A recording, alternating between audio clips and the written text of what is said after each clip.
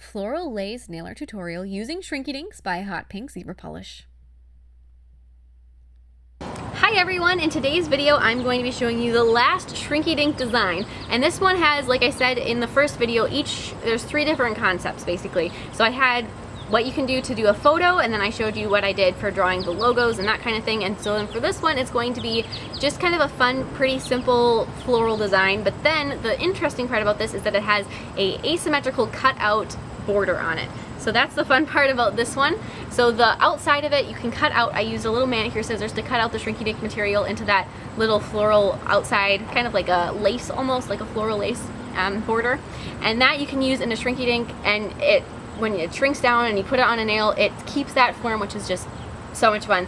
And it's not as sharp or breakable as acrylic would be or gel would be, so it's a little bit more durable too.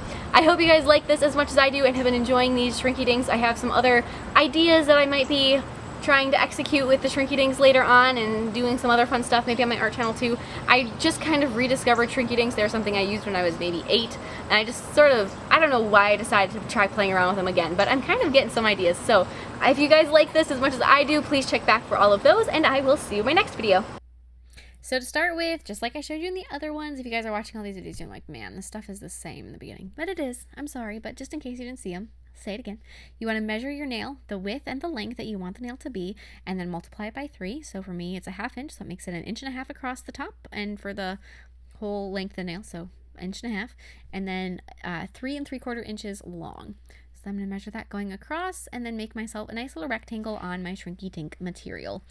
And like I said in one of the other videos, I didn't have a ruler next to me or anything, so I'm just measuring this all out with my little cloth measuring tape, which makes making straight lines a little bit funky, but that's okay. So just make sure that you have really nice edges that you know where you're going to be working from. And then I'm not going to worry about rounding out the top of it for the cuticle area like I did with the other ones. And I'm going to go straight into making my little flowers. So for this one, I kept it very simple. I didn't want to go too crazy, but you definitely could. You could spend so much time making gorgeous flowers in this, and it would be such a fun project to work on, and you'd have such an impressive piece when you were done with it. I wanted to keep mine a little bit more on the cartoony side, so I'm drawing very simple 6-petaled flowers with a nice little circle center and very basic leaves filling in. And as you can see, I am extending past those little rectangle borders that I drew for myself. I am going outside the box, if you want to think of it that way, but I'm trying to fill in my box pretty solid. I want it to be nice and filled. So just keep filling those in and adding your little flowers. Make some bigger, some smaller. Fit them in like puzzle pieces however you can. Add leaves where you want to, but just keep sketching those into place and just fill them in so that the entire nail looks like it's filled and doesn't look like there's weird holes in it. And once you reach the tip of the nail, kind of make it so it looks like it ended appropriately, not just sort of randomly. And just fill that in like so. And then after you have all of those done, I'm going to be taking a gold metallic Sharpie, and I'm going to fill in my centers of my flowers. The one thing I would have to say though is the way that it looked after it shrunk, the centers just look black. You can't really tell that it was that gorgeous gold.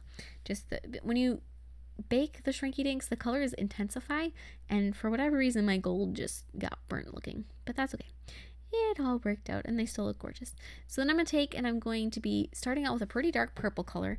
I'm going to be filling in some of my flowers, approximately 1/3. I don't have exactly where it can be 1/3 of them. There ended up being 4 of the purple flowers and 3 of the other ones. But just fill in the little borders and a little bit near the center of each flower, and then go back over with a lighter colored pencil, a lighter purple, and fill in the rest of the petals. You can even go over the top of the darker lines that you made and just color those in just like that. And then after you have the purple ones done, go ahead and repeat the process with the pink and the blue. So then I'm going to take, and I'm going to go back with the pink ones and start it with a really dark, more magenta color. Same thing, go around the borders and then fill in towards the center to do the first layer. And when you're doing these, it doesn't have to be perfect. Your lines don't have to all end in the same spot. They don't have to be exactly flawless. They don't have to fill in only in the petal. If one of your lines goes askew, that's fine, because once they shrink down, you're not going to be able to see those anyway. They're much more noticeable in the beginning, and especially to the person that made them. I know for me, I noticed things, little mishaps in my art. I'm like, oh geez, why did I do this? What happened? and nobody else sees them. You are your greatest critic, which is something I usually forget. But it's good to be reminded every once in a while that nobody else is going to see these horrible mistakes that you think are there. And especially with this, after they're shrunk down, not a problem. So I'm going to go through and do my last layer of flowers, which is going to be the blue ones. And with the same thing, really dark blue to start with, doing all of those little borders and those little edges, and then taking a really light blue, a nice pastel color, and filling in the rest of the petals. And like I've said before, if you don't have the nicer colored pencils like a Prismacolor ones that I'm using, you can use any that you want, because nobody is ever going to be able to tell once it shrunk down that it was anything else. And if you are somebody that likes to use markers instead. That markers turn out fantastic with Shrinky Dinks. And then using a dark green, I'm going to do the borders and the center vein of my leaves. Just like that, very quick and very easy. And then with a bright green, go ahead and fill in the rest of the leaf. Just like that. And then this is the fun part, and this is the part that if you're not careful will probably end up giving your hand a really good cramp. Cut out your Shrinky Dink, just the big, not any of the details, just around it so it's easier to hold on to. And then very carefully start cutting around the border. And do this, kind of flip it over back and forth so you can go and cut whichever way is easier for your hand to move. So as you can see, I'm constantly flipping it this way, flipping it that way, and just keep cutting around it. And take your time. Try not to get too aggravated by it. It takes a while. It took me probably 20 minutes to cut this out.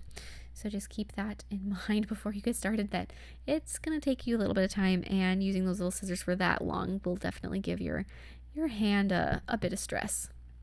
So I just cut forward to where it's a bit more cut out, and just keep working your way around and around and around until you finally are back to where you started. And if you have any areas where you can't quite cut in all the way to the very bottom, that's fine. After it's baked, which do according to package instructions, then I'm going to be wrapping it around a nail tip, or even my brush actually works really well just to create that nice round C curve. After that's done, take your e-file and file around the edges to thin out the sidewalls, the tip area where it's going to blend into the cuticle. File the shiny side though, so when you're wrapping it around the nail tip or whatever you're using to create the C curve, make sure it's the matte side down, shiny side up, so that when you're filing it, it's shiny side up. If you were to file the matte side of the nail, you're going to file off all of your art, all of the stuff that you drew. And then I'm going to be gluing it onto either a nail tip, or if you're doing this directly onto a nail, glue it onto your nail. And then fill in around the edges, especially around the cuticle area, with a layer of clear gel, and just apply that over the top of the entire nail itself. And then if you want to try to build an apex, you can. The Shrinky Dink itself is super duper strong, and I guess I don't know how long the longevity would be if you were to wear this as a set of nails, because it's not been built onto the nail, it's been glued on later. Might not last as long, but it's not going to break, as far as the tip isn't going to break off, because it's really strong. And then I'm going to be flipping that over and filling in the gap underneath the nail with a little bit more of the clear gel, curing it, applying gel sealer, curing it again, and then filing the top side. So this, all the full nail is completely cured, and then just filing it into shape, basically smoothing out the cuticle area is all you have to do. And then to cover up that little gap near the cuticle, I'm going to be gluing on some complementary rhinestones.